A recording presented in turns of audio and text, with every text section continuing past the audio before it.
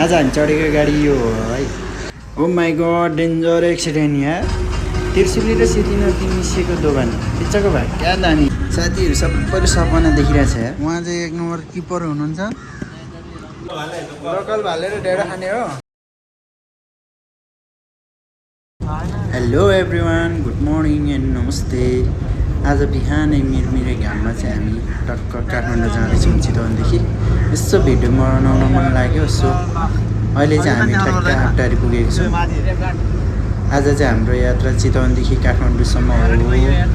आज चाहिँ म बाइकमा छुइनँ है, आज म बसमा गएको छु। साथीहरू पनि धेरै छ, सो त्यही कारणले गाडीमा छु।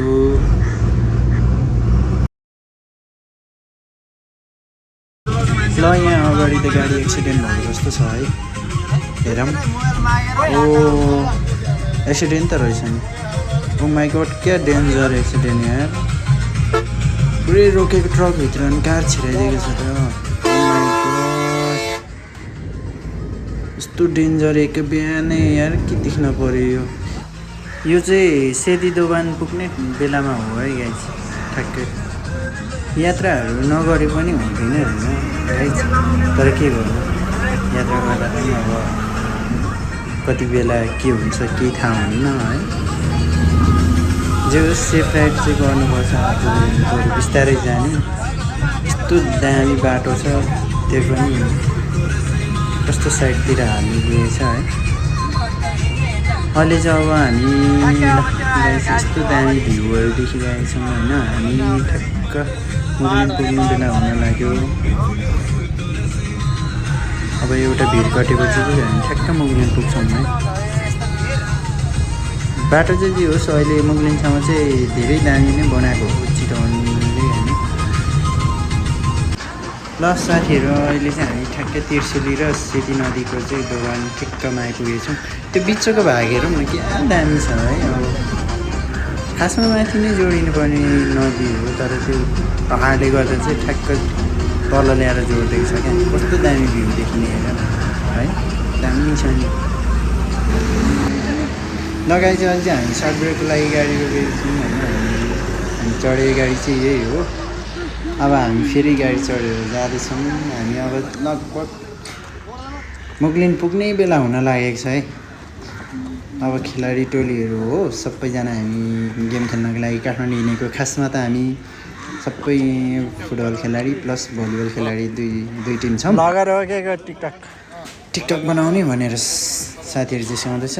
ब्लगर हो भनेर भन्दैछु है गाइज। सबैजनाले लाइक सब्सक्राइब गरिदिनु होला है, हेरेर साथ दिनु होला, फिडब्याक दिनु होला सबैजनाले। ल हामी चाहिँ अब गाडी चढिसक्यौँ। गाडीमा चाहिँ हामी यसरी बसेको छौँ है, पुरै अगाडि पछाडि यताउता गरेर मिलेर बसेको छौँ। तर म चाहिँ कहाँ बसेको छु त, क्याबिनमा बसेको छु। खै छोड न भाइ, बाटो छोड, चढ्न देऊ मलाई भनेर मैले भनिरहेको छु होइन। किनकि म अगाडि बस्नुको कारण चाहिँ म भिडियो बनाउँछु भनेर अगाडि बसेको थिएँ होइन, तर गाह्रो चाहिँ भयो। ल अब चाहिँ हामी मिठो गानाको साथमा चाहिँ जाँदैछौँ है। तर बाटो हेर न, यस्तो डेन्जर छ। माथि यस्तो भिड, तल नदी, बिचमा बाटो चाहिँ खत्रै खोलेको हो। तर पहिले चाहिँ बाटो जो डेन्जरै थियो, अहिले चाहिँ धेरै डेभलप भएको छ होइन बाटोमा। तर मुगलिनसम्म हो, त्यहाँदेखि उता चाहिँ फेरि बाटो अलि रफै छ। जाँदैछौँ हामी। यस्तो डेन्जर खोल्दैछ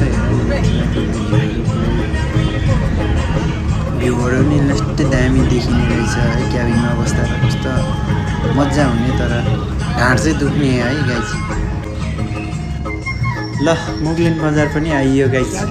हामी मुगलिन बजार नि दामी हो, सेन्टर ठाउँ हो पोखरा चितवन काठमाडौँको लागि चाहिँ। तर यहाँ बस्नलाई चाहिँ कस्तो हुन्छ भने अलिक गर्मी चाहिँ ज्यादा नै हो। फेरि खोलाको छेउमा छ, अलिक डेन्जरै हुन्छ है।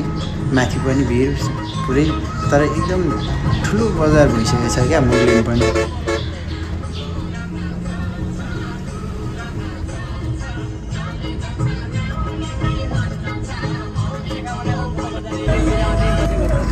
दर्शन गरे मनोकामनालाई है। मनोकामना जाने चाहिँ यो पारि केवल कारबाट सकेर माथि डाँडासम्म हो। यहाँनिर चाहिँ हामी कुरिन्टार पुगिसक्यौँ। यो मनोकामना जाने गेट। मनोकामना माताले चाहिँ हामी सबैको रक्षा गर्यो। अब हाम्रो गेमहरू पनि जितेर आउन पाऊँ, त्यही छ कामना। ल कुरिन्टार कटियो अब हामी।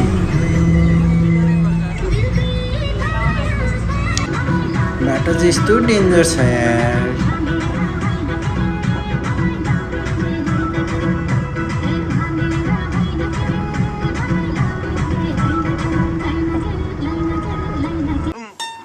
म गाविस अध्यक्ष भयो भनेदेखि त यो गाउँलाई चाहिँ म त स्विजरल्यान्ड जस्तो बनाइदिन्छु। त्यसो गरेर कसो होला? एकदम राम्रो हुन्छ त, एकदम राम्रो। स्विजरल्यान्ड भन्ने कस्तो छ? स्विजरल्यान्ड भन्ने कस्तो छ?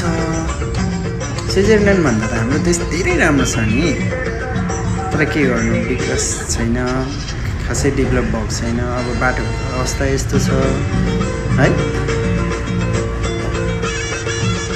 भ्यूहरू यस्तो राम्रो छ, प्राकृतिक वेदरहरू यस्तो, खोला नाला डाँडा पाखा भएको पुरै के गर्नु।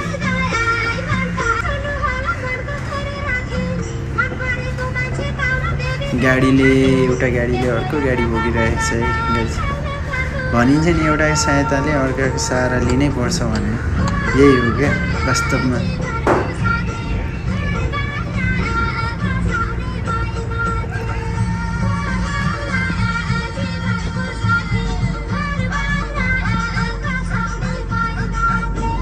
यस्तो गर्मी छ हेर न, यस्तो गर्मीमा पनि सबजना सुतिरहेछ है। गर्मीले हामी त ग्राउन्डमा खेल्दा यस्तो कालो भएको छ है। पुरै साथीहरू कालो भएर कस्तो कस्तो गोल गोल साथीहरू खतरा सुतिरहेछ हेर। आनन्द आएको छ, के गर्नु। आफू चाहिँ क्याबिनमा बसेको छु, गाह्रो छ।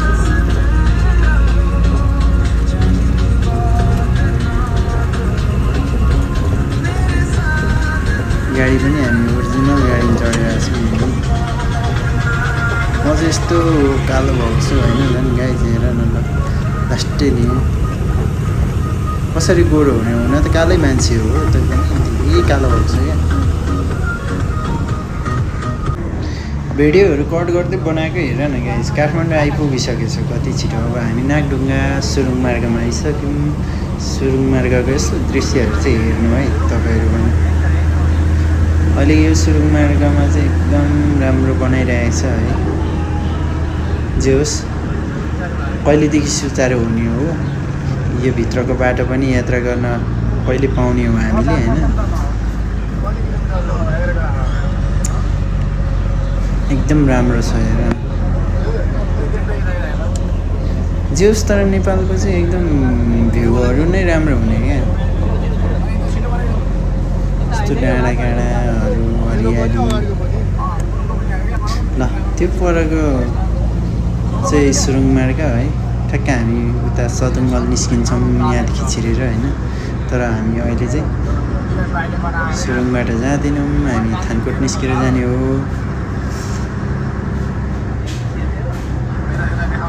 बाटो चाहिँ जे होस् डेन्जर बनाइरहेको छ एकदम अहिले होइन। जे होस् नेपालमा पनि धेरै कुराहरूको डेभलप चाहिँ भइरहेको छ अहिले पहिलेको हेरी।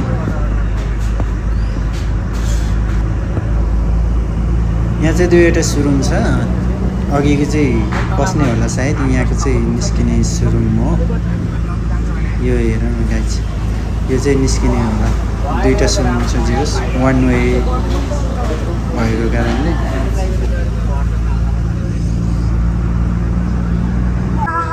ल हामी थानकोट पनि आयौँ। म अब चाहिँ काठमाडौँ छिर्यौँ लगभग हामी।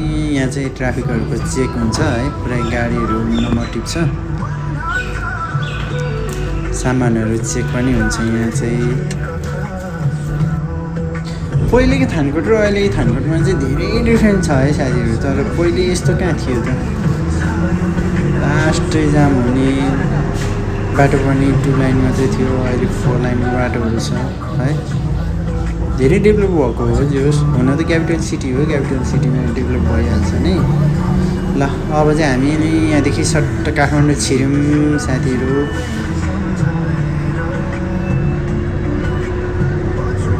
काठमाडौँको वेदर र चितवनको वेदर चाहिँ धेरै फरक हो क्या।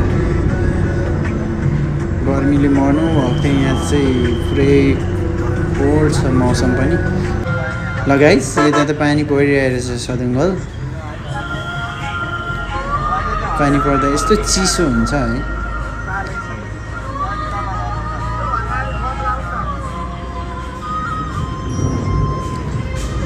जस पानी परेर एकदम वेदर पनि कोल्ड राम्रो छ।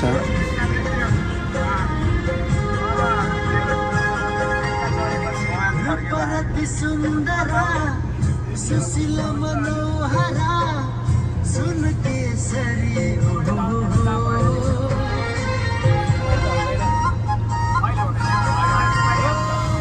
परति सुंदरा सुशीला मनोहरा सुन केसरी केसरी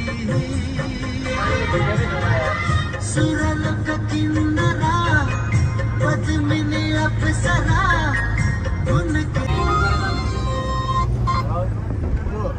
कलङ्गीबाट नि हामी अब सीतापेलातर्फ लाग्दैछौँ।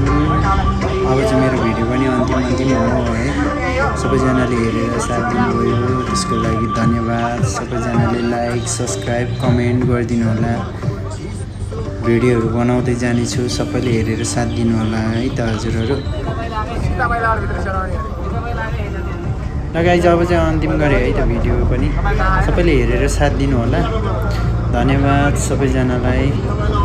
Have a nice day. Okay, bye bye. Namaste.